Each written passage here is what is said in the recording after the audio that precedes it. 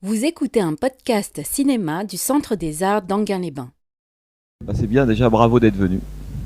Non, je dis ça parce que ce film est un chef-d'œuvre. Vous l'avez déjà vu? Non? Qui l'a déjà vu parmi vous? Ah. Donc ce film est un chef-d'œuvre qu'on a du mal à voir en salle. Donc c'est bien d'en profiter, en plus dans des conditions quand même comme ça. Donc voilà. Alors l'idée du cycle, on en avait un peu parlé la fois d'avant, c'était aussi de pouvoir à chaque fois projeter un film qui à la fois donc illustre, on pourrait dire, l'évolution du genre pendant la période des années 70, l'évolution ou en tout cas la carrière d'un cinéaste important, et puis le film lui-même. Et là, John McCabe, évidemment, c'est un film qui est à la fois un western, donc ça nous permet de parler un peu du western dans les années 70, qu'est-ce qui est arrivé à ce genre-là. C'est un film d'un cinéaste qui a tourné plus de 40 films immenses, qui s'appelle Robert Altman. Il a fait plutôt le début de sa carrière.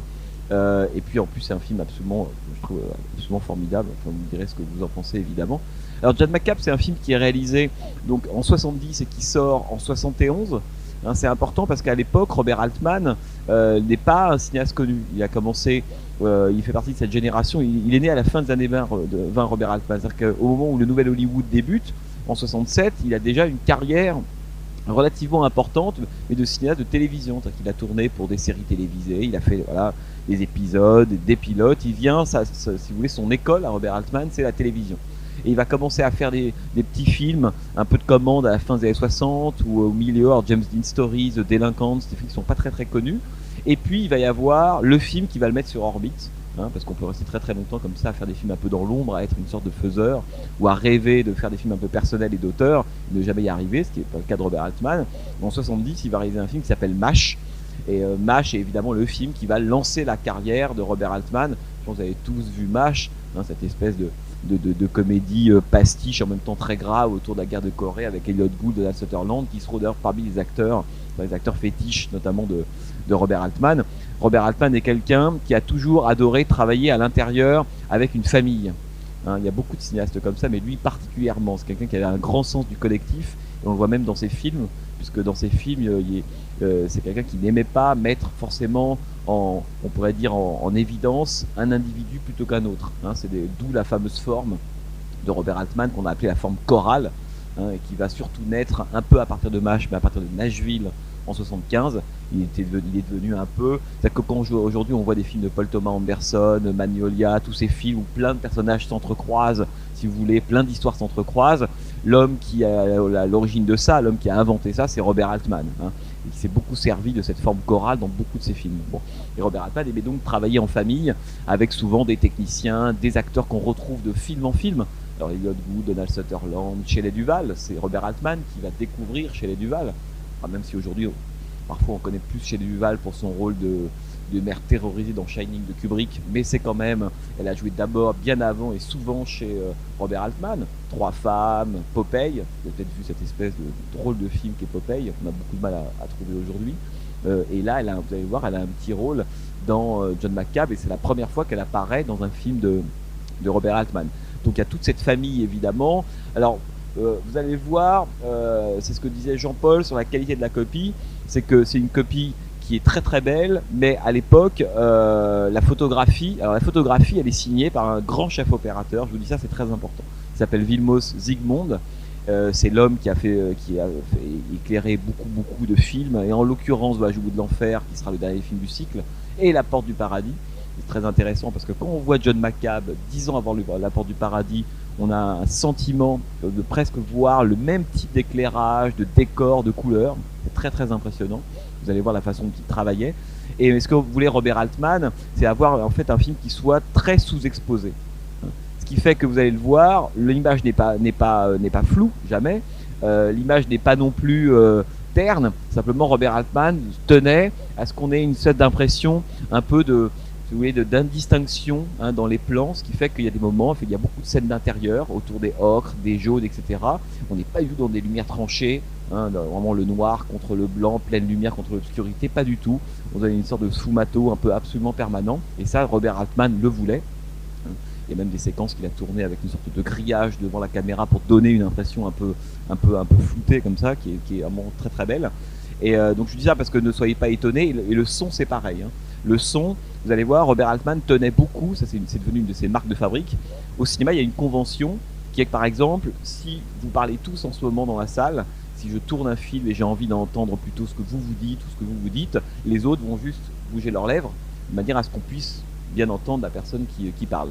Et donc on a la perche qui est mise sur cette personne-là. Bon, Robert Altman aimait pas ça. Lui, il voulait avoir un sentiment de réalité. Il disait, moi quand je rentre dans un café, dans un restaurant, dans une salle de concert, peu importe, quand les gens parlent, c'est un brouhaha absolu et il faut que je tende l'oreille pour entendre ce que certaines personnes disent. Et donc ces films, il les a sonorisés comme ça. Ce qui fait que vous allez voir, par moment, il faut vraiment tendre l'oreille. Alors, il fera bien pire que ça. Hein. Mais il faut vraiment tendre l'oreille pour entendre ce qui se dit. Hein. J'y reviendrai, mais pour lui, c'était important cette idée du démocratisme de la parole et que le figurant, le second rôle, le premier rôle, quand ils se mettent à parler dans la pièce, ils parlent tous normalement, ce qui fait qu'évidemment, quand on prend le son, on a du mal parfois à entendre ce qui se passe. Et d'ailleurs, lorsque les cadres de la Warner, qui produit le film, vont le découvrir, ils vont trouver ça atroce. Ils vont dire, on n'entend rien et on voit rien. Ça va être en gros leur remarque en voyant John McCabe. On n'entend rien parce qu'on passe son temps à tendre l'oreille pour essayer de comprendre ce qui se raconte, et on voit rien parce que pour eux la photographie était beaucoup trop sous-exposée. Donc c'est intéressant, la réaction, c'est que Robert Altman, au début on pensait que c'est quelqu'un qui savait pas filmer, hein, qui avait des problèmes techniques, alors au contraire c'était tout à fait volontaire, et c'est un immense metteur en scène. Vous allez voir John McCabe, c'est quand même de la mise en scène de haut vol, quoi. Bon. Alors je terminerai en disant, parce qu'on en reparlera évidemment après, c'est que lorsque Robert Altman va tourner John McCabe, MASH, le film qui va évidemment avoir du succès, n'est pas encore sorti. Donc le nom de Robert Altman, c'est rien du tout. Mais il se trouve que le film est adapté d'un roman, hein, que l'agent de Robert Altman va un jour lire dans un avion, va le trouver formidable, et quand il arrive à Los Angeles, un avion qui fait Paris-Los Angeles, va appeler Warren Beatty, qui est à l'époque déjà une superstar, Warren Beatty, hein, à la différence de Robert Altman. Warren Beatty, il a tourné chez Arthur Penn et puis évidemment Bonnie and Clyde. C'est une des grandes stars du cinéma américain évidemment de l'époque, et c'est notamment évidemment sur le nom de Warren Beatty et de Julie Christie, parce que c'est Warren Beatty qui amène Julie Christie, qui est sa petite copine à l'époque, hein, pour jouer dans le film le rôle de Mrs. Miller, parce que le titre original c'est McCabe and Mrs. Miller. En France c'est devenu juste John McCabe, mais le titre original n'est pas celui-là.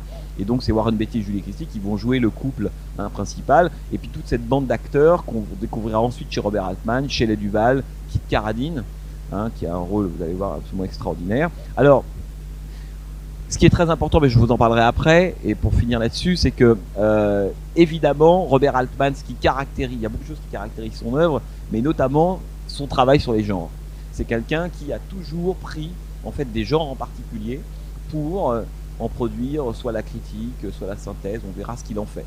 Et donc il a fait par exemple, il fera juste après Le Privé, qui est une sorte de relecture du film, si vous voulez, de détective à la Raymond Chandler, si vous voulez. Il va faire Nous sommes tous des voleurs, qui est une espèce de relecture du film noir type Les Amants de la nuit. Il va faire Nashville, qui est une relecture de la soi-disant comédie musicale. Il va faire Quintet, une sorte de relecture du film d'anticipation. Et c'est que Robert Altman a toujours travaillé à l'intérieur des genres pour justement tenter de dévoiler leur part cachée. Voilà. Pour lui, le genre, c'est l'Amérique. Et comme le grand sujet de Robert Altman, c'est évidemment la question de l'Amérique et de mythologie américaine. Quand on s'intéresse à la mythologie américaine, on s'intéresse au genre. Et évidemment, quand il fait John McCabe en 70, qui sort donc en 71, il s'attaque au western, qui est, comme disait André Bazin, le cinéma américain par excellence. Et je pense que c'est sans doute, vous allez voir, à la fois un des films les plus émouvants de Robert Altman, ce qui n'est pas forcément le qualificatif qu'on utilise quand on parle de ces films. On dit souvent que ce sont des films qui sont brillants, intelligents, malins, roublards, mais pas forcément émouvants. Là, ce qui n'est pas le cas de John McCabe. Et c'est sans doute un des films les plus intelligents, hein, produits sur la mythologie de l'Ouest. Le film se passe en 1902. La date est très importante puisque c'est le moment où, grosso modo, c'est le moment où d'ailleurs où La Porte du Paradis se termine, c'est le moment où une fois dans l'Ouest de Sergio Leone commence, c'est le moment où la frontière s'est finie et la locomotive, la civilisation commence, hein, on pourrait dire, à industrialiser l'Ouest. C'est à ce moment très précis que se passe John McCabe et c'est très important évidemment par rapport à ce que raconte le film. Vous allez voir la façon dont Robert Altman attaque, ou en tout cas s'empare de la mythologie de l'Ouest et de l'émergence à l'époque du capitalisme industriel américain. C'est ça le vrai sujet évidemment du film. Et puis, dernière chose, l'idée du film lui est venue évidemment grâce au roman qu'il a quand même beaucoup modifié, mais ce qui lui a donné envie de faire le film, c'est le premier album de Leonard Cohen. Hein, c'est en écoutant le premier album de Leonard Cohen, qui à l'époque n'était évidemment pas très très connu, qu'il a eu envie, il avait saisi l'humeur, il voulait se servir de ses chansons pour faire le film. Et d'ailleurs, chose bizarre à l'époque, il n'y a pas du tout de compositeur de musique de film dans John McCabe.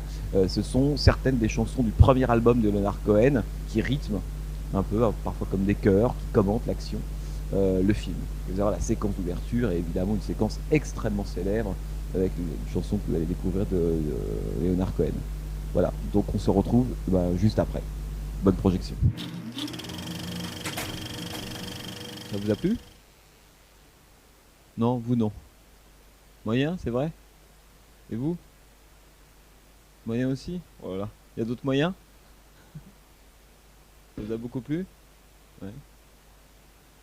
Euh, alors, peut-être que je vais vous raconter très rapidement avant qu'on attaque presque le film lui-même. À quel moment de l'histoire du western en fait ce film se situe, parce que c'est ça qui est, c'est pas beaucoup de choses très intéressantes dans le film, mais en particulier le moment où Altman décide de faire ce western là. Il en fera deux d'ailleurs des westerns. Il y a celui-là, John McCabe, et puis 7 ans plus tard Buffalo Bill et les Indiens. Je sais pas si c'est un film que vous avez vu avec Paul Newman. Un film formidable, mais qui est beaucoup plus critique, beaucoup plus acerbe, plus ironique que celui-là, qui est quand même celui-là un film assez élégiaque, quoi. Hein. Il faut se rappeler que en fait, le nouvel Hollywood a été une espèce de décennie, enfin une longue décennie, ça a duré presque un peu plus de 13 ans, en fait, qui a constitué en une espèce de presque de relecture critique, si vous voulez, du cinéma américain. Le western, comme je disais tout à l'heure, c'est vraiment le genre américain, évidemment, par excellence, si vous voulez. Et ce qui se passe, c'est que quand on refait très rapidement l'historique du western, on se dit qu'il voilà, y en a eu évidemment à l'époque du muet, dans les années 30-40, c'est le moment qu'on appelle classique du western américain, avec des cinéastes comme Howard Hawks, John Ford, etc., qui l'incarnent véritablement. Mais le western, c'est la geste américaine, ça raconte la construction de la nation, l'édification de la nation, mais aussi de la mythologie, évidemment, de l'Ouest, que raconte terriblement John McCabe. Et puis ensuite, il y a eu, dans les années 50, une crise du genre. Donc, il y a eu beaucoup moins de westerns qui ont été produits, pour plein de raisons, et notamment parce que la télévision arrivait dans les foyers américains et diffusait beaucoup de westerns, notamment en noir et blanc. Ce qui fait que les gens avaient moins le désir, il y avait plusieurs raisons, mais notamment celle-là, d'aller voir des westerns en salle parce que beaucoup étaient diffusés à la télévision. Et donc dans les années 50, c'est le moment, si vous voulez, où le western, en fait, entre en crise. Alors il y a des cinéastes comme John Ford, qui lui tourne depuis en gros la fin des années 10, début des années 20 jusqu'au milieu des années 60, qui a suivi, quand on voit sa filmographie, toutes les évolutions du western, c'est assez passionnant d'ailleurs. Et on se dit que voilà, dans les années 50, il fait notamment un film qui aura beaucoup d'importance pour les cinéastes du Nouvel Hollywood, qui s'appelle La prisonnière du désert, The Searchers, un film avec John Wayne, très important et formidable, qui montre déjà que le western commence un peu à douter de lui-même, de ses héros, des gens un peu moins pleins, un peu moins héroïques, évidemment, que c'est l'image qu'ils avaient à l'époque du classique. Et donc, dans les années 50, si vous voulez, c'est la crise du western. Et tout simplement pour plusieurs raisons. La crise, elle s'incarne de différentes façons. D'abord, il y a cette idée finalement que le western, ça raconte l'histoire de la conquête. Hein, c'est évidemment le recul de la frontière. Comment est-ce qu'on passe tous ces immigrants arrivant sur la côte est des États-Unis vont tenter d'arriver à la côte ouest.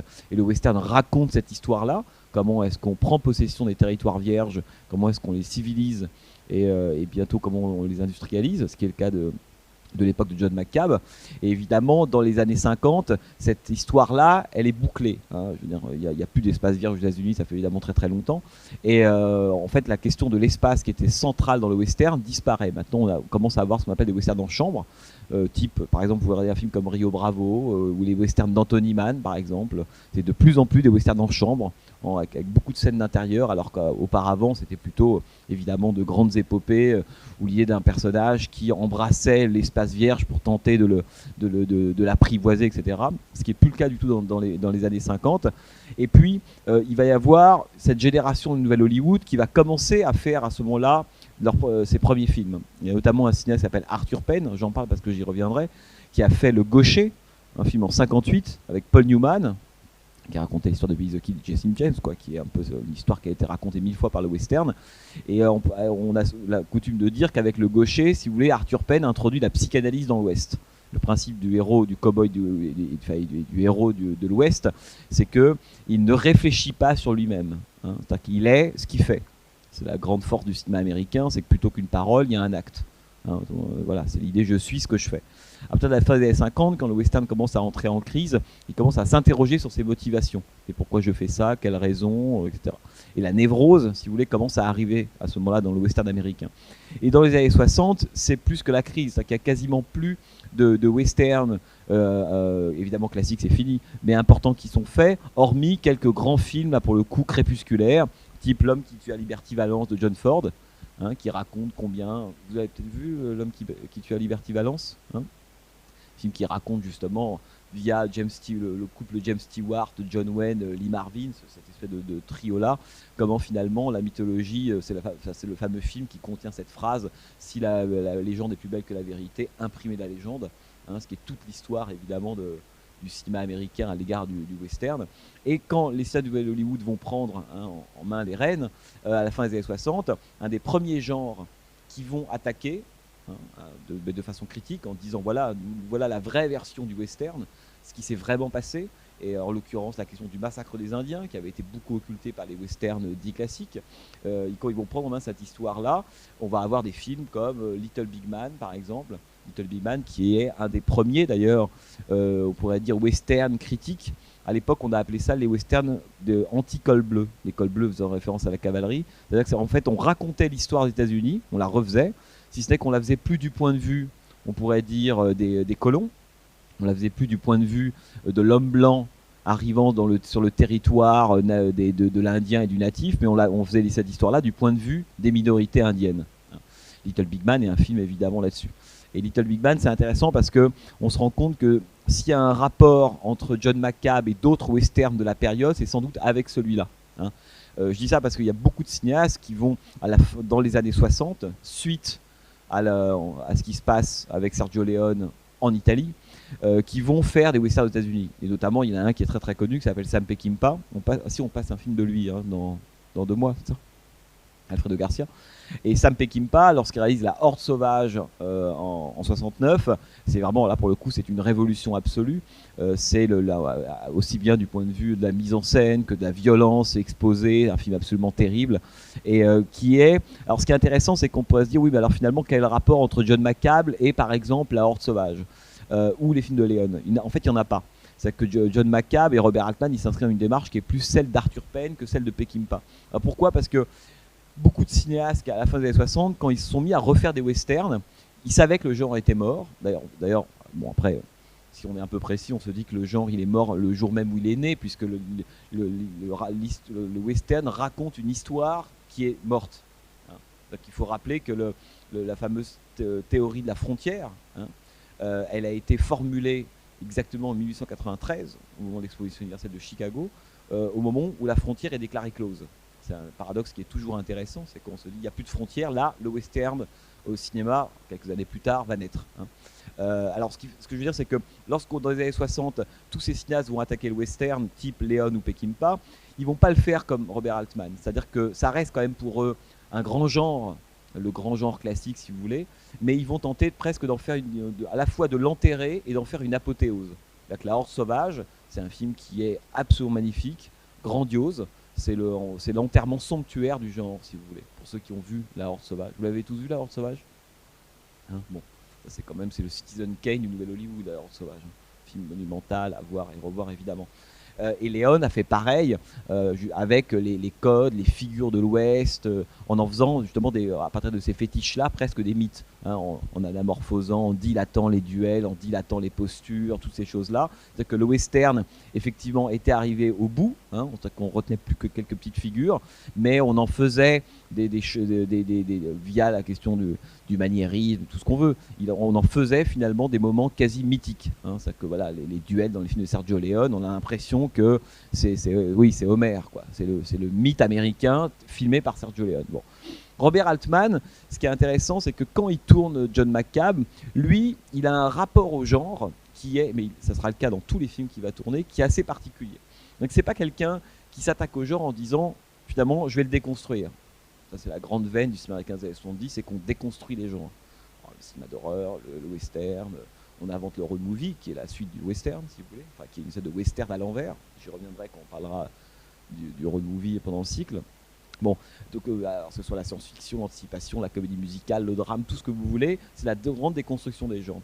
Lui, Robert Altman, ce qui l'intéresse, c'est d'abord de montrer la dimension extrêmement, on pourrait dire, ordinaire. C'est-à-dire qu'on voit dans John McCabe des choses qu'on n'avait pas vu de voir dans les westerns auparavant. Hein. Et là, il y a une foule. Alors, Altman, c'est le cinéaste du détail. Enfin, ce qui est très compliqué chez lui, c'est que c'est le cinéaste à la fois du détail et du plan d'ensemble, si vous voulez. Le plan d'ensemble, on est un peu perdu parce qu'on ne sait pas ce qu'il faut regarder dans l'image. Et le détail, une fois qu'on l'a perçu, on se dit oui, mais le détail c'est quoi? À chaque fois, par exemple, l'œil à la fin, est-ce que c'est une métaphore de quelque chose, ou l'œuf dans le whisky, etc., etc. Il est pas bon, il est plus subtil que ça. Il va pas, il nous dit pas tiens, regardez ce détail, c'est important pour l'histoire. Tout le problème de Robert Altman, du cinéma de Robert Altman, c'est qu'il exige pour nous en tant que spectateurs une attention constante, et qu'il nous demande de faire un effort. Généralement, un cinéaste, il guide notre regard. Il dit, bah voilà, à ce moment-là, c'est tel personnage qui dit quelque chose, ça c'est important. Après, c'est tel événement qui se passe, je vais le filmer, ça occupe le centre de l'écran, etc. Chez Robert Altman, il n'y a pas ça. Même la mort, j'aime beaucoup la mort moi, de Warren Beatty dans le film, parce qu'on sent bien que c'est l'anti-gunfight du western classique, si vous voulez. Dans le western classique, d'abord, généralement, c'est dans une rue centrale, dans le fameux Main Street. Toute la population est tournée vers le moment, regardez le train s'y fera 3 fois, le moment où les deux antagonistes vont s'affronter. Il y a l'attention du spectateur, l'attention de la population. Là, tout va se résoudre par la question du duel. On va purger le monde des hors-la-loi, etc. Mais en fait, voilà, la communauté doit sortir apaisée d'un duel, pour le meilleur ou pour le pire.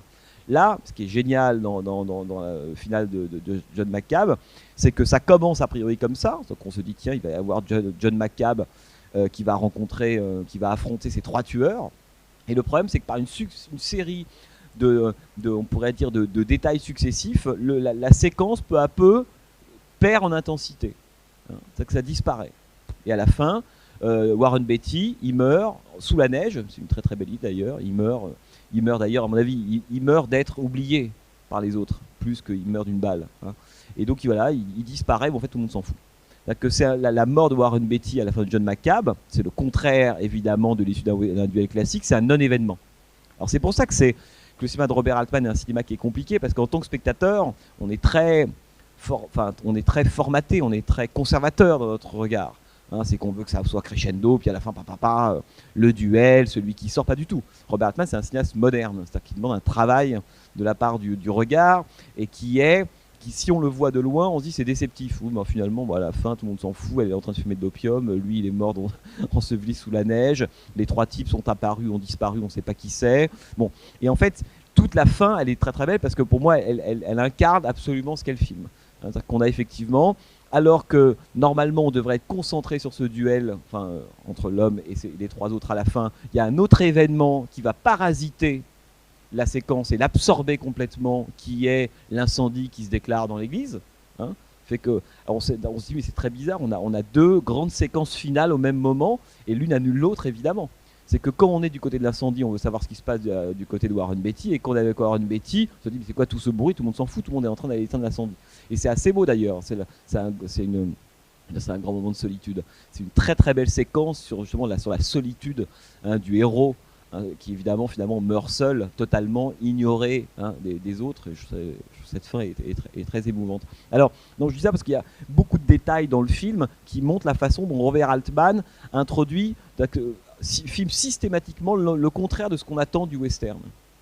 Donc il y a cette séquence de fin, évidemment, mais j'y reviendrai, avec cette neige qui au bout d'un moment envahit tout, ce qui fait qu'on ne sait même plus où on est, c'est-à-dire que l'espace est même plus lisible.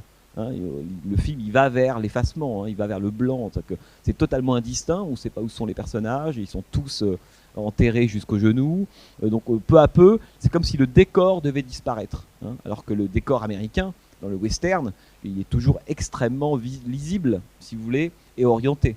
Là pas du tout, cette espèce d'endroit dans lequel on est pendant 2 heures, c'est une poche, c'est presque une bulle de rêverie. C'est pour ça que la fin est assez belle, parce qu'on peut presque se dire oui, peut-être que Julie Christie dans le film, Mrs. Miller, au fond, est-ce qu'elle n'a pas rêvé tout ça, Est-ce que c'est pas une espèce de rêve ou de cauchemar d'Amérique à ce moment-là? C'est pour ça que ce plan-là, c'est celui dont se souviendra Sergio Leone dans Une fois d'Amérique, évidemment, pour ceux qui s'en souviennent. Robert De Niro, dans le film, qui lui aussi va chez des Chinois et par moments s'oublie en fumant de l'opium. C'est une citation très directe de John McCabe dans le film de Sergio Leone, pour ceux qui se souviennent du film de Leone. Et donc ce qui est assez beau, c'est ça, c'est qu'on a une série de petits détails. Alors c'est jamais une espèce d'attaque frontale du western, hein, mais une série de petits détails, c'est-à-dire que d'un seul coup, effectivement, la civilisation commence à arriver dans l'Ouest. J'aime beaucoup cette discussion entre les deux qui disent, est-ce que tu penses que je me coupe les cheveux, que je me fasse un bouc, une barbe, etc. Un truc qu'on a vu dans le western. Des hommes qui sont des hommes coquets, quoi, qui se mettent à parler, parler coiffure, apparence, etc. Alors évidemment, généralement, c'est pas le cas. On a une série de petites choses totalement ordinaires. On se rend compte que John McCabe est pressé d'une réputation. Ça, c'est le grand cliché de l'Ouest. Il a tué un type, Rountree, dans le film. Et au fur et à mesure, on se rend compte qu'on ne sait même pas d'où vient cette réputation. Hein, c'est l'homme qui a vu le loup, qui a vu le loup, qui a vu le loup. Donc ça, c'est toute la mythologie de l'Ouest, finalement, qui repose sur quoi? Sur rien du tout, ce que nous dit Robert Altman. On se rend compte que le type, non seulement n'a pas tué cet homme-là qu'il ne connaît pas, et en plus, l'autre le perçoit dans son œil, il n'a jamais tué quelqu'un, et en plus, il ne s'est même pas servi d'un fusil. Rien. On a un personnage qui arrive dans le film comme l'étranger. La séquence d'ouverture est assez belle, c'est vraiment le cliché. Enfin, un cliché bizarre parce qu'il n'arrive pas. Généralement, quand un étranger arrive, il est filmé un peu en contre-plongée. Il arrive, c'est le soleil, dans un endroit désert. Il est un peu héroïsé et il fait beau. Hein. Là, c'est tout le contraire. Parce que ce que va filmer Robert Altman, c'est évidemment l'hiver du western. C'est pour ça que la dimension climatique dans le film, elle est très importante. Il n'y a jamais de soleil. C'est jamais sec. Pas du tout. Ça, c'était pour le western classique. Là, on est entre la pluie, la boue et la neige. Hein, c'est vraiment, c'est le moment hivernal du western. D'ailleurs, c'est intéressant de se dire que beaucoup de westerns qui ont travaillé sur la fin du genre les ont situés en hiver. Voir certains films d'Anthony Mann, par exemple. Le climat là dans le film est évidemment très important. D'ailleurs, toute la séquence de fin, c'est que Robert Altman s'était rendu compte la température était tombée pendant le tournage. C'est tourné vers Vancouver. C'est pas tourné aux États-Unis. Ça se passe dans le nord-ouest des États-Unis, mais c'est tourné à Vancouver. Et il se rendait compte que la température avait considérablement baissé pendant le tournage, moins 3, moins 4, 5 degrés. Et il a demandé à ses techniciens de sortir les fameuses vents à eau pour pouvoir recouvrir tout le paysage de neige. Et ils ont arrosé pendant des jours tout le décor, hein, pour que ça puisse être recouvert de neige intégralement, quoi. Bon. Et donc, on se rend compte que le fameux étranger qui arrive au début, c'est le contraire de l'étranger classique. Hein, c'est-à-dire que, je veux dire, il est filmé de loin, il pleut, on le voit à peine. Quand il a un espèce de couvre-chef qui est extrêmement bizarre, ça fait partie de ces petits signes, il n'a pas la tenue totalement, on pourrait dire, orthodoxe du genre. Et peu à peu, on va se rendre compte que ce personnage qui arrive un peu, on se dit, est-ce que c'est un gunfighter? Est-ce qu'il s'est tiré? Il a tué quelqu'un? C'est un dangereux? Et peu à peu, c'est rien du tout. Et c'est un film qui s'amuse, qui passe en fait de la mythologie à des hommes. Tout le film ne cesse de faire ce trajet-là, évidemment, en permanence, de prendre des grands clichés, des grandes figures et des grands mythes du western, hein, le duel, le personnage évidemment de Warren Beatty, la fameuse prostituée au grand cœur ou pas d'ailleurs, tout c'est le prêtre, hein, le prêtre qui est en effet de lâche absolu, qui ne va même pas récupérer dans son église, enfin tout y passe, puis c'est assez violent parce que dans le western classique, le lieu de réunion où la communauté se fonde, c'est l'église, c'est là qu'elle se retrouve. Souvenez-vous par exemple de la poursuite infernale de John Ford, hein, tout va mal, mais quand arrivé le dimanche et la messe, là, toute la communauté se réunit, hein, on danse, etc. etc. Là, c'est tout le contraire. C'est absolument tout le contraire qui est en train de se passer, quoi. La communauté, dans le film, elle se réunit pas autour de l'église, elle se réunit autour du bordel. Ce qui est évidemment une espèce de décentrement très violent. Et tout ça, j'aime la façon très discrète dont le film peu à peu la mène, etc. Et donc, c'est un film qui travaille, contrairement justement à Peckinpah et Leone, qui arrivait à un moment presque où il s'agissait de rendre mythique le western au moment où on l'enterrait, un double mouvement à la fois, on pourrait dire, de destruction, mais en même temps de destruction magnifique. Chez Altman, pas du tout. C'est-à-dire qu'il prend le genre, et on sent bien que ce qui l'intéresse dans le genre, c'est pas tant le fait de déconstruire le western, mais et ça il le fera avec tous les gens, c'est de se dire, finalement, l'Amérique, elle se constitue, parce qu'il le fera dans tous ses films, hein, c'est le spectacle, c'est le grand sujet des films de Robert Altman, l'Amérique se constitue à partir évidemment de clichés, de mythologie et d'imaginaire. Et c'est ça qui l'intéresse, c'est de se dire finalement à quel moment l'image de ce qu'on est remplace ce qu'on est vraiment. À quel moment l'image de l'Ouest, l'image de notre propre histoire prend le pas sur l'histoire qu'on a vraiment vécue. Et c'est tous ces films, c'est une espèce de radiographie, mais extrêmement rigoureuse de ces différents phénomènes, si vous voulez. Hein. Vous avez vu Nashville, par exemple? Non? Si vous avez l'occasion, regardez-le, c'est il réalise 4 ans plus tard, qui est un film absolument formidable, qui raconte comment le rapport entre le spectacle et la politique. C'est un film extraordinaire, qui est long, hein, qui est en 3 heures, et qui raconte ça, si vous voulez. Et donc, les gens, chez Robert Altman, les gens l'intéressent, parce que d'abord, il a été traumatisé quand il travaillait pour la télévision, etc., parce qu'il travaillait à l'intérieur de genres extrêmement codifiés, précis. Bon. Et donc, il a voulu non pas en sortir, mais il a voulu comprendre pour quelles raisons le genre avait une telle importance dans, on pourrait dire, dans la psyché américaine, au cinéma évidemment, mais pas uniquement. Hein. Et c'est ça qu'il a systématiquement attaqué si vous voulez, dans tous ses films. Alors, 2-3 mots, après on va discuter. Hein. 2-3 mots, ce que j'aime évidemment beaucoup moi, dans John McCabe, c'est évidemment, le film raconte beaucoup de choses, mais le discours à la fois le plus puissant, mais je dirais le plus subtil, c'est évidemment la façon dont Robert Altman traque en fait le fonctionnement même économique de l'Amérique, et donc du capitalisme, et donc du monde aujourd'hui. Et il nous dit, voilà, qu'est-ce qu'on a? On a un type qui arrive, qui est la figure un peu du benet, parce que c'est pas vraiment un héros. Warren Beatty, il est un peu naïf, un peu benet, il est un peu gauche, il est pas super intelligent, il est malin, mais il n'a pas beaucoup de qualité, quoi. Hein, Warren Beatty. C'est juste un type qui a compris qu'en allant, hein, en sortant un peu de l'Est, en allant un peu plus vers l'Ouest, on allait pouvoir faire fortune, ce qui est le trajet classique de tous les héros, évidemment, de western. Et là, il décide de monter sa petite affaire. Et là, c'est l'image de l'entrepreneur américain. Hein, c'est cette idée que voilà, on va monter sa petite entreprise tout seul, et avec un lopin de terre, du courage, de l'énergie, un peu de croyance, de foi, etc. On monte sa petite entreprise. C'est vraiment, au début, on se dit, c'est un film qui nous raconte l'esprit pionnier américain, c'est absolument formidable, le type se fait de l'argent, etc., etc. Et puis arrive Mrs. Miller. Hein, qui elle commence à dire oui, mais alors, ça peut être intéressant si effectivement on s'associe, puis vous n'y connaissez strictement rien aux prostituées, il faut qu'elles soient propres, etc. Et donc on ne parle que d'argent dans le film. Hein. Si vous écoutez bien les dialogues du film, ça ne parle que d'argent. Le coût du bain, ce qu'on va pouvoir gagner, ça ne parle que de ça. Du début à la fin, on ne parle que d'argent. Bon. Tous les rapports humains se soldent par cette question d'argent, y compris même le duel, qui d'ailleurs à la fin est réglé avant même d'avoir lieu, puisque lorsque la discussion a lieu entre l'homme et puis celui qui dit je suis venu tuer un ours, il dit mais c'est pas avec moi qu'on va négocier, évidemment. Bon.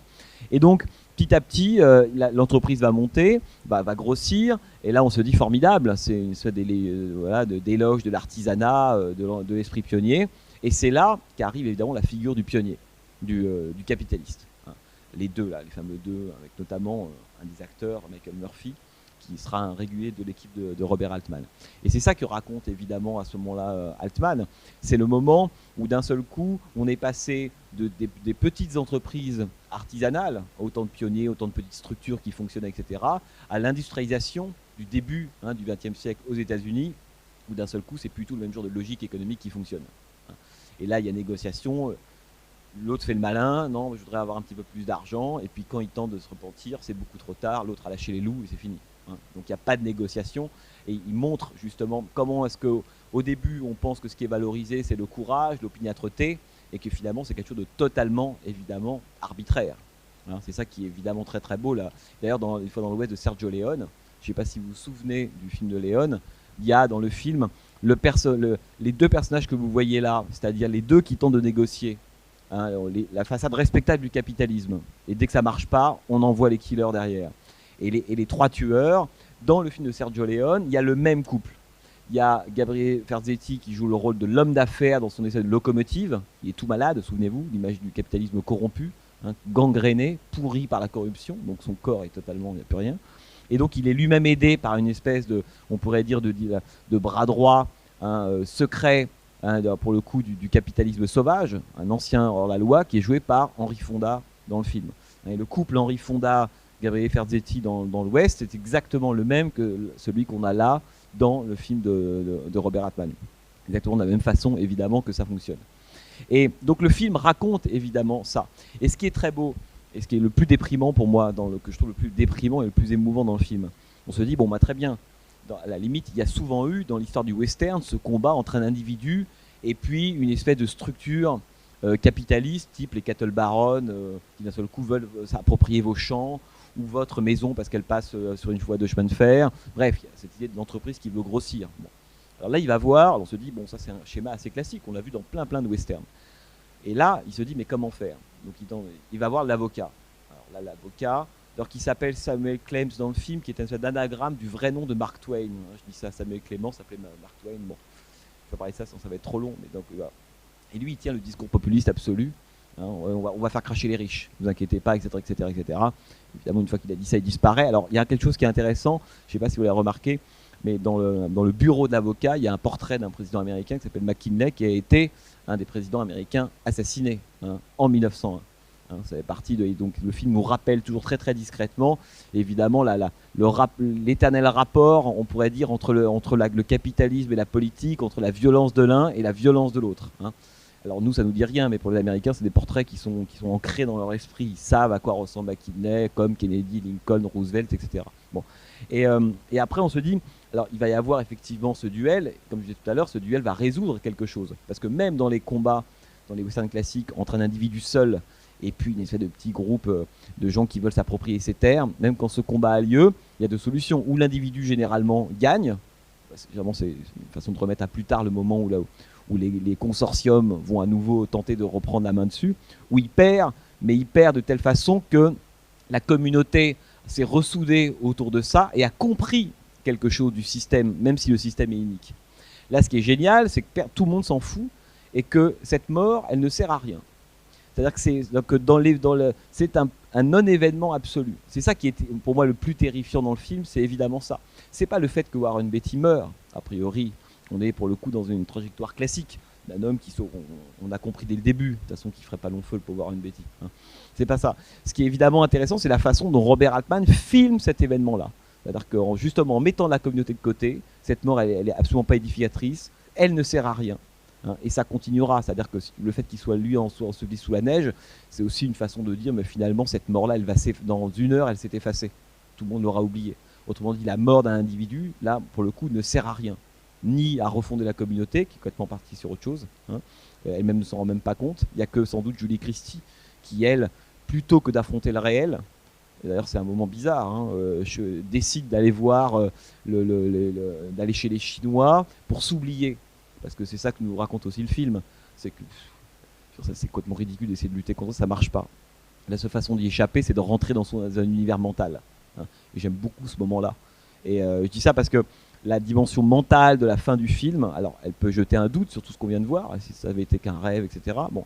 Mais elle dit aussi, à mon avis, beaucoup de ce qu'est le projet de Robert Altman en général. C'est-à-dire que la question finalement, dès lors qu'on veut confronter la mythologie à la réalité, on se casse toujours les dents sur l'idée que aux États-Unis, la différence entre les deux n'existe pas. Vous savez, c'est toujours un truc qu'on raconte, et même au moment du 11 septembre, on disait la réalité contre la fiction, la réalité a rattrapé la fiction. C'est un truc qui pour les Américains n'a pas de sens, c'est-à-dire que la fiction fait la réalité, et la réalité est la matière de la fiction. Nous, on pense cette distinction-là, pour le meilleur et pour le pire. Eux, c'est quelque chose qu'ils ne pensent pas. C'est ce que racontait très bien Liberty Valance. Que quand à la fin de Liberty Valance, James Stewart dit imprimer la légende, si la légende est plus belle que la vérité, imprimer la légende, on peut se dire c'est pas bien. Non. Là où c'est évidemment où John Ford est très pervers, c'est qu'il nous dit si la légende permet à un peuple de se fonder, permet à une nation d'avancer, il vaut mieux imprimer la légende plutôt que la vérité si la vérité le détruit. Donc c'est une phrase qui se comprend en deux temps. La première réflexion un peu basique, nous en tant qu'Européens, on se dit la vérité, oui. Et Ford nous dit mais non, ce qui compte c'est pas la vérité, le petit plaisir individuel de dire voilà le petit moi je dis la vérité. Non, la question c'est pour la communauté, qu'est-ce qui est le plus utile? Et parfois c'est la légende. Et ce que raconte évidemment le film de Ford, et d'où sa beauté d'ailleurs, c'est qu'il est très partagé là-dessus. Il n'y a pas la légende ou la vérité, tout dépend évidemment, tout dépend de l'objectif qu'on vise. Et la fin de John McCabe, la dimension mentale, c'est exactement la même chose. C'est-à-dire finalement, la réalité américaine, il a passé son temps à s'amuser, à nous montrer des détails très véristes. Moi j'ai une séquence que j'aime beaucoup, c'est la mort de Kit Carradine, le jeune qui arrive, le cow-boy complètement insouciant, il est presque chantant, celui-là il arrive, puis il se fait tuer pour rien du tout. Pour moi c'est la grande scène d'horreur en fait du film, elle est là parce que c'est justement il y a de la violence totalement arbitraire. Hein, c'est une violence qui sert à rien, alors que dans la mythologie du western classique, la violence elle sert à quelque chose toujours. Je tue des Indiens, je tue mon ennemi, mais ça me permet de conquérir une femme, un territoire, de faire progresser la civilisation. Hein, c'est cette fameuse la violence utile du western classique. Ce que va dénoncer le cinéma du Nouvel Hollywood en disant non, il n'y a pas de violence utile, il y a de la violence ou pas. Et ce que montre Robert Altman, évidemment, c'est que toute la violence du film, au fond, elle ne sert à rien. Elle a lieu, elle est arbitraire, dans le cas du pauvre type là, qui se fait tuer sur le pont et qui tombe dans la glace. Et pareil pour Warren Beatty, c'est une violence qui ne sert strictement à rien. C'est ça que je trouve, une des choses que je trouve très belle dans le film. Bon, je voudrais que vous parliez un petit peu, parce que sinon je... C'est parti pour des dons tunnels. Ouais. Ah ouais. Alors il y a 2-3 choses. D'abord le photographe, le fameux dont je vous parlais, la Vilmos Zsigmond, c'est un génie. La photographie, là il y a des séquences, même la fin, des séquences d'intérieur qui sont absolument extraordinaires. D'ailleurs, tous les films photographiés par ce chef opérateur là sont magnifiques. Et vous le verrez si vous venez à tous pour le dernier film de cycle, Voyage au bout de l'enfer de Michael Cimino, c'est quelque chose d'impressionnant. Non, ce qu'il a utilisé, c'est pas tant une photographie différente qu'une pellicule différente. Hein, et il a fait des essais, il l'a montré à Robert Altman en disant, parce que Robert Altman lui disait, parce que ce qui est intéressant, c'est que le film, il y a à la fois des détails réalistes, hein, et en même temps le sentiment finalement de quelque chose qui est presque un peu mental, un peu rêvé, hors du temps. Parce que cette espèce d'endroit dans lequel on tourne, on ne sait pas où on est en fait. C'est une petite poche d'Amérique, hein, mais qui est presque déjà une espèce de rêve, un rêve d'Amérique. C'est ça qui est assez beau. C'est que c'est quelque chose qui est relié à rien du tout. Il voulait qu'il y ait ces deux sentiments à la fois. Ce qui fait que dans le film, on le ressent beaucoup, jusqu'à la fin évidemment. C'est à la fois plein de détails réalistes, hein, effectivement, sur la façon de ce que c'est qu'un cow-boy, le fait de te mettre pas près des chauffages, tu vas puer, etc. Des choses toutes bêtes. Hein. Mais vraiment, il y a plein de détails très très, même triviaux. Et en même temps, il y a cette idée finalement, ce qu'on est en train de regarder, c'est quelque chose qui est de l'ordre de la mythologie, du rêve, hein, d'une image qui évidemment ne renvoie plus à rien. Je pense qu'il y a ces deux éléments-là dans le film. Et il n'y a pas de filtre, mais il y a par moments des grillages. Alors, comme c'est filmé en fait en longue focale, c'est-à-dire qu'on les voit pas, mais ça crée un espèce d'effet, pas de brouillage, mais un peu quand même. C'est-à-dire que l'idée qu'il n'y a jamais aucune couleur criarde dans le film. On est aux antipodes du Technicolor, évidemment. C'est qu'on est dans les ocres, les beiges, les jaunes, c'est très très fin comme type de lumière, mais encore une fois, c'était à l'époque pas du tout de lumière orthodoxe. Après, ça s'est généralisé. Dans les années 70, il y a beaucoup de films qui utiliseront ce type de lumière, justement avec du grain, etc. Mais à l'époque, pas du tout. D'ailleurs, je disais juste avant de parler, que vous voyez le film, les producteurs, quand ils ont vu ça, ils étaient catastrophés. Hein, parce qu'ils pensaient justement que... Et même du point de vue du traitement des acteurs, c'est intéressant. Parce que Warren Beatty, au début du film, on met beaucoup de temps à commencer à le voir vraiment. Il a un chapeau, on le voit de loin, c'est sombre, il y a de la barbe. Dans n'importe quel film de studio classique, la star arrive, sa première apparition d'abord elle est valorisée, en gros plan, il est nickel, hyper bien éclairé, etc. Là, Warren Beatty, il émerge très doucement. Et en fait, quand il émerge, finalement, il va mourir. C'est ça qui est assez beau dans le film, c'est qu'il n'y a pas de star. À aucun moment, on a le sentiment de dire, voilà, Julie Christie, Warren Beatty. Ils sont tous traités, ça c'est le côté très démocratique aussi de Robert Altman, c'est que chacun a le droit au cadre comme les autres. Mais dans le son, puisque tout le monde parle, et aussi évidemment à l'image. Par exemple, la séquence de le poker au début, lorsque Warren Beatty arrive, vous vous rendez compte qu'on n'a que des séquences de groupe quasiment. Il y a très peu de moments où on va isoler Warren Beatty parlant à un autre personnage. Hein, et même pendant le tournage, il a tenu à ce que les acteurs d'abord portent les mêmes costumes que ce qu'ils portent dans le film, et qu'ils passent leur temps ensemble. Que chez Robert Altman, tous les soirs, montrait les rushs à toute son équipe des films de la séquence qui venait de tourner. Généralement, au cinéma, quand un réalisateur tourne son film, le soir, il y a 3, 4, 5 personnes qui assistent à la projection de ce qu'ils viennent de tourner. Le producteur, lui, un ou deux acteurs, etc. Et Robert Altman tenait à ce que tout le monde soit là en permanence. La dimension collective, elle est évidemment très très importante. Je dis ça parce que s'il y a bien quelque chose qui est important dans le cinéma de Robert Altman, c'est cette dimension démocratique-là. C'est que dans le cinéma américain classique, il y a toujours l'idée qu'il y a un héros, quelqu'un qui est le porte-parole, et qu'il y a très souvent derrière un peuple ou une foule qui est là, mais au fond est invisible. Pour ceux qui ont vu Vers sa destinée de John Ford, par exemple, sur Lincoln, le jeune Lincoln, Lincoln va incarner la parole, etc. Et on se rend compte que la foule disparaît le jour où Lincoln devient Lincoln. C'est-à-dire que c'est très compliqué dans les films américains, c'est que c'est à la fois un cinéma qui est très démocratique, en même temps il y a toujours un leader, un héros, c'est comme un cinéma de l'individu, individualiste. Et donc cette idée que n'importe qui peut être comme dans un film de Capra, peut devenir un héros, mais c'est pas vrai. Hein, c'est cette idée finalement que celui qui devient héros l'était au fond dès le début. Et donc il y a toujours une contradiction entre le porte-parole, celui qui dirige la foule, et les autres. Chez Robert Altman, il n'y a jamais ça. C'est ça qui est vrai. On se rend compte que Warren Beatty, il n'y a aucun rapport entre lui et les autres. C'est ça qui est assez beau. Il n'y a aucun effet de solidarité. À aucun moment on vient l'aider, au contraire. Hein. À aucun moment il va pouvoir faire un groupe, il va pouvoir mobiliser. Rien, il ne se passe rien. C'est que chacun est seul dans son coin, et obsédé par la seule question qui intéresse tous les personnages pendant tout le film, qui est celle de l'argent. Comment se faire un maximum d'argent. Et puis voilà, et ce que comprend évidemment Julie Christie, qui est sans doute plus intelligente que lui. Hein. Elle comprend qu'effectivement, à la fin, même si on se fait pas forcément beaucoup d'argent, eh ben, il faut partir. Parce que la logique économique qui est en train de s'installer, l'industrialisation de cet Ouest qui est encore sauvage, il y a encore des types qui tirent comme ça n'importe. Je veux dire, on ne va pas sanctionner le jeune parce qu'il a tué l'autre, évidemment. Mais alors que cette logique économique est en train d'arriver, il n'y a qu'une façon, évidemment, soit c'est de l'embrasser, oui je vends, soit c'est de fuir. C'est ça qui est intéressant, c'est qu'il n'y a pas d'autres moyens. Quoi. Ce que vous dites là, je pense que c'est il y a souvent des gens qui pensent ça des films de Robert Altman. Vous voyez ce que je veux dire? Et non mais genre, dans le sens où par moment on trouve qu'il a même un rapport un peu distancié. C'est pour ça que je vous dis au début, je trouve que c'est un film émouvant de Robert Altman, parce que si vous pensez ça de John McCabe, il y en a certains. Bon, mais le problème c'est que la question c'est de se dire, vous dites ça me gêne qu'il n'y ait pas de rapport. Oui, mais l'absence de rapport, c'est le sujet du film. Mais je pense que c'est un film disons que c'est un film qui est déceptif d'abord. Ça, c'est quelque chose une des plus grandes violences qu'on peut faire à un spectateur, c'est de le décevoir. On peut l'énerver, mais la déception, c'est compliqué.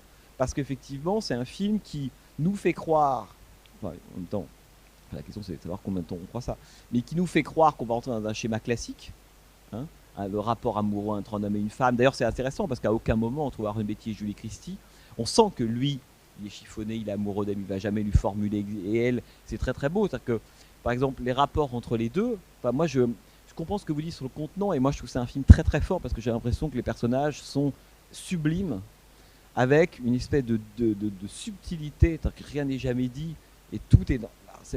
Quand je dis c'est émouvant, vous voyez. Mais ça c'est compliqué parce que c'est quelque chose qui est, là pour le coup, qui est de l'ordre de la perception.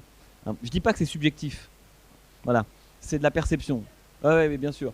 C'est que moi, par exemple, vous voyez, quand je vois un film comme John McCabe, je trouve que quand je parlais de la dimension élégiaque, je trouve que c'est une vraie tragédie. C'est-à-dire que ça fait partie pour moi de ces. Et je dirais que l'identification, parce qu'en fait, c'est ça dont vous parlez. C'est l'identification. Est-ce qu'on a envie d'être avec eux ou pas? Est-ce que bon, chez Altman, ça n'a jamais été son truc. C'est un truc qu'il déteste.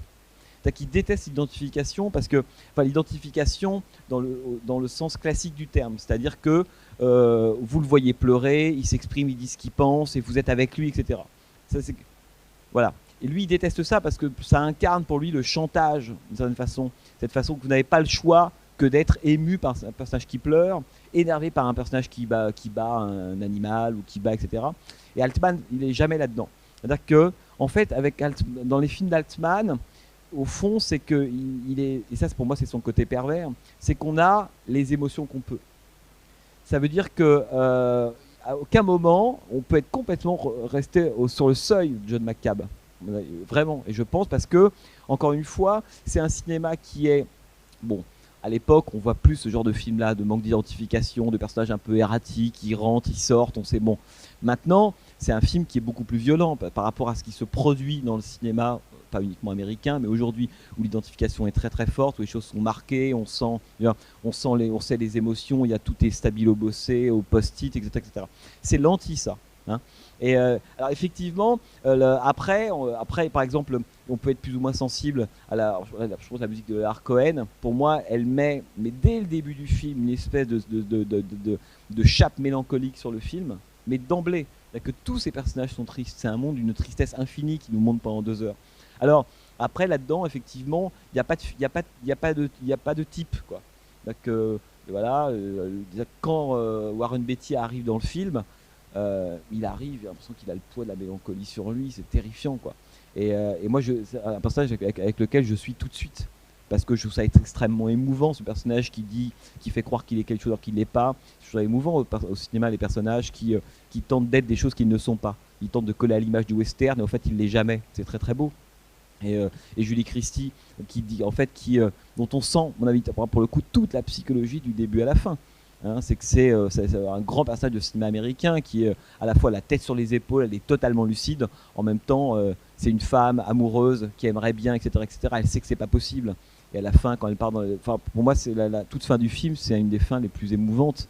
Hein, bah oui, elle sait que c'est pas possible. Elle a tout perdu. En même temps, pour vivre, il faut s'évader. Et puis après l'opium, ça ira mieux, puis elle repartira. Et je trouve que tout le Kit Carradine, par exemple, l'échange qui est très court, hein, pourtant sur le pont, la vitesse, là, on sent bien que quand il veut, il sait le faire. La vitesse avec laquelle la peur du spectateur monte, on se dit non, mais c'est qu'un jeu qui risque de mal tourner, et puis les autres arrivent, comme spectateur, ils sentent que ça va être un drame. Là, on voit la puissance d'Altman, c'est qu'évidemment, il peut faire ça. Et là, on est totalement scié. C'est pour ça que c'est des personnages qui sont particuliers, hein, mais après, oui, l'identification, elle n'est pas donnée telle quelle, c'est vrai. Parce que le titre original, c'est McCabe and Mrs. Miller. C'est ça le vrai titre. Hein. C'est pas John McCabe. Le titre, c'est lui, elle et lui, quoi. Hein, c'est presque, c'est pas Léo McCarey, mais presque, quoi. C'est vraiment l'histoire d'un couple, quoi. C'est McCabe and Mrs. Miller, quoi. Et comment cette petite entreprise, finalement, qui pourrait s'appeler comme ça. D'ailleurs, j'aime beaucoup comment est-ce que l'endroit de la fortune, là, le Hill of Fortune, c'est l'endroit du bordel, qui est évidemment la grande métaphore de l'Amérique.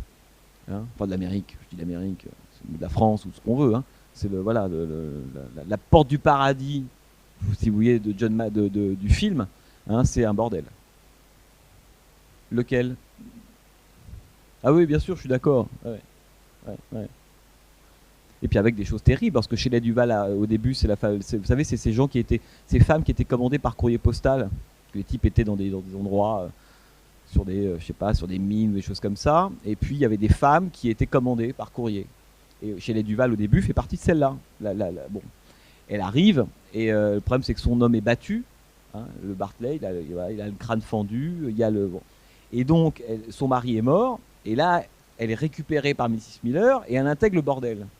Mrs. Miller lui dit, mais c'est pas grave, tu sais, entre ton statut avant et celui-là, c'est la même chose.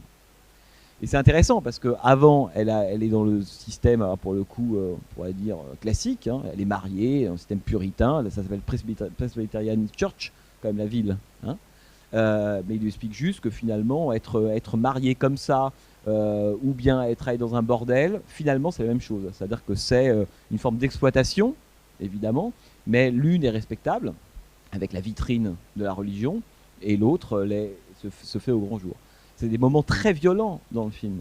Mais dit, il n'y a pas de poussée de cuivre, il n'y a pas des gros plans. Ah non, c'est ça que je trouve très beau. C'est que ce qui est horrible, c'est là justement, c'est l'écart.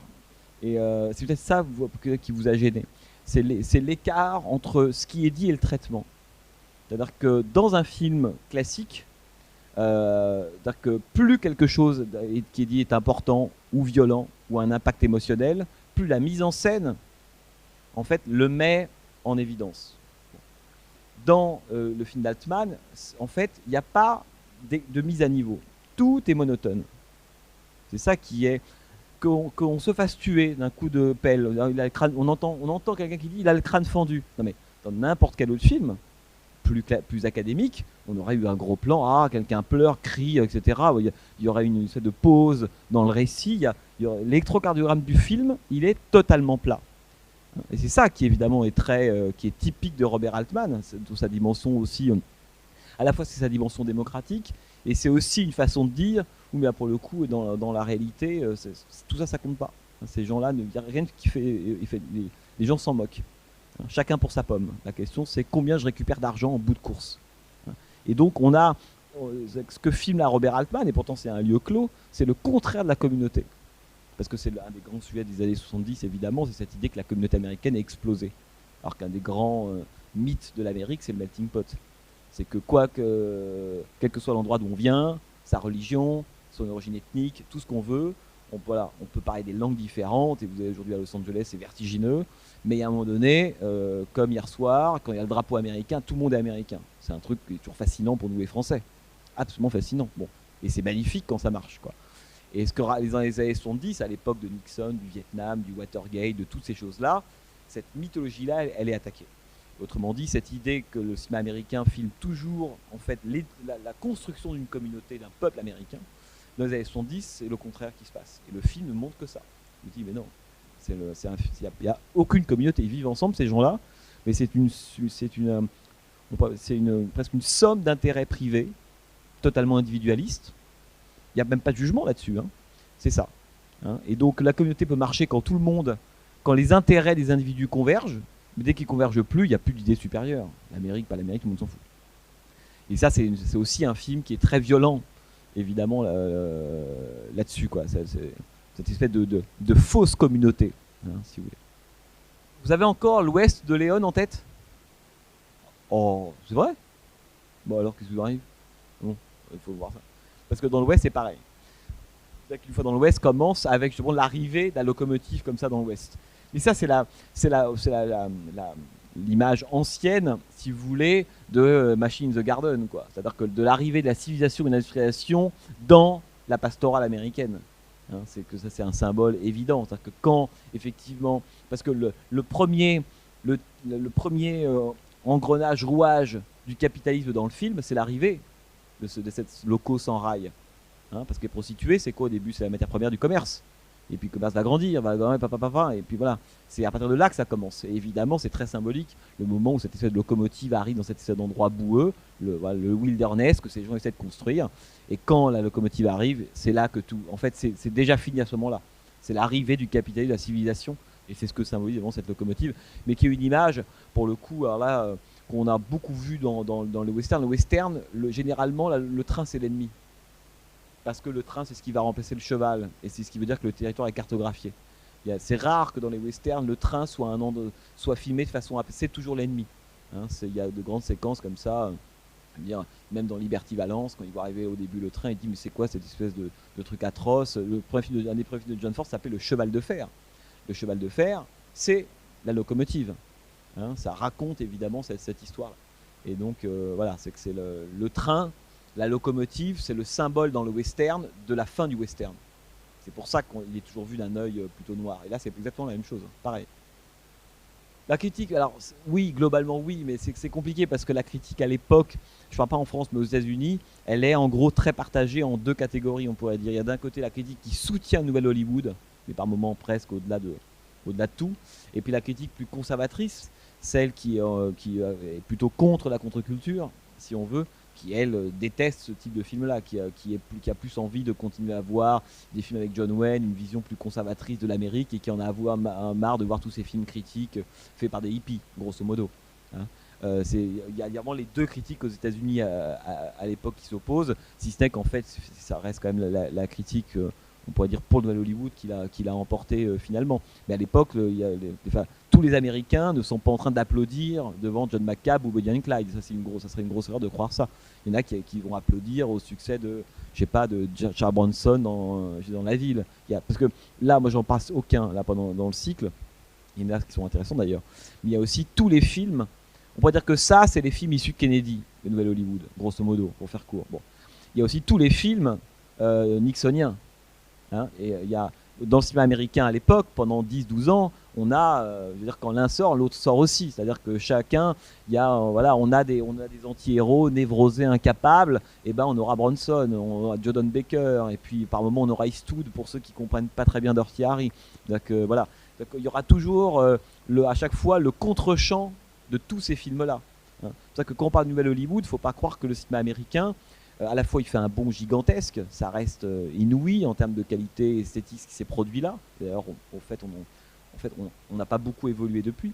Mais c'est pas tous les films qui ressemblent à ça. C'est le grand vent qui souffle sur Hollywood, c'est ceux qu'on retient, c'est ceux qu'on retiendra, c'est là qu'émergent les grands cinéastes. Mais numériquement, il y a autant de films, on pourrait dire, conservateurs, enfin académiques, qui continuent d'être produits.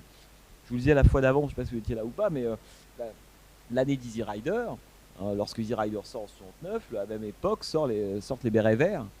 hein, film avec de John Wayne et Ray Kellogg. Hein, et donc du point de vue, on se dit c'est la même année, mais du point de vue de l'histoire des formes, il y a 10 ans d'écart. Et pourtant, ça va continuer comme ça pendant toute la décennie.